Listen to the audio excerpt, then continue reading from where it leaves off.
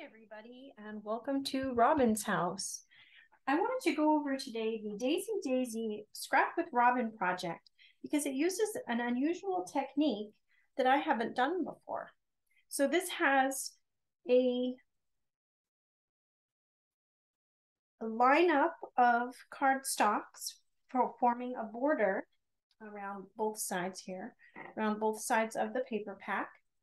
And it's got the dark side and then the light side going up off the top. And you don't have to use the light side, but I wanted to show you without all the background how to create this.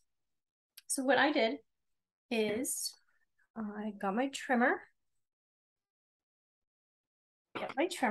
and we're starting off with a piece of cardstock that is 2.5 inches wide and 12 inches long. And then in my trimmer blade, I've got the dark side up, and I'm going to have the long side at the bottom, and I'm going to move it so the short side is at the top. And then I just adjust it a little bit along my rail so I get it nice and straight. And then I just cut, and I don't have the middle cut here. There we go. So now I have 2 triangle pieces. And then I'm going to flip one because I want a light side and a dark side. And then I just need to turn it so that the flat ends are together. And then that is what I'm going to attach together. So I'm going to put some glue on this, and this side is only going to get a little bitty bit. So I'm going to just put the tiniest bit of glue on that side. And then I'm going to work my way up kind of like that. So there's also another way you can do this, which I did the first way, is I only glued halfway here, then I only glued halfway here, and then you can stick them together. But either way will work just as well. The other way will probably work better because then you'll get the most glue probably down on your to make them attach, and you won't end up with a little glue here at the excess that you don't need. Okay, so this is the formulation of your bicolor strip. We've got the dark side moving up and the light side moving down in the back. And then what you do is you've got several more colors that you want to do. And then on the Daisy Daisy, I put a buffer color. That's just a little added in there just in case you run out of room when you're planning your layout, so you can have a color. So you just put a matching color. Now with this set, probably black isn't the most awesome color choice to use, but it's the principle. So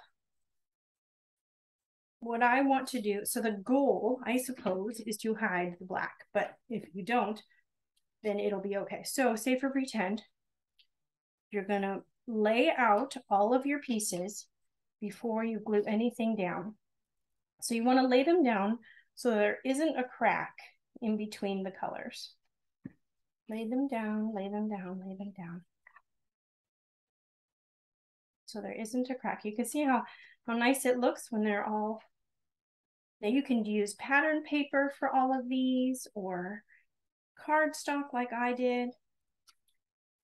There you go. So see, you can see how this creates a really nice light side and a dark side, and you can probably switch it up if you wanted to and have the light side on the bottom and the dark side with the hidden spots. But then the next idea is, so for the Daisy Daisy project, I wanted to have 6 inches showing here, 6 inches of some border. So the paper, in some cases, oh, you can't even see that. So I needed to have 6 inches here because my paper was only 6 inches. So you want to glue down that 6-inch piece first, and then make this layer cover up that entire one. So what I did, I just added some glue to my paper, and then again tucked it underneath, and then made sure that it covers up that 6-inch strip there. There's one at the bottom and there's one at the top in the Daisy Daisy layout. And so the next one is you put this one down so it covers that hole.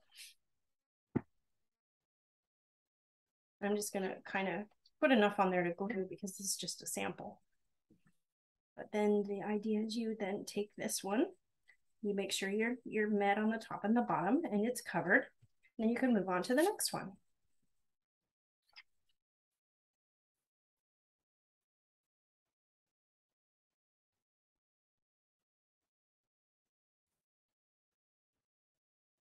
There we go.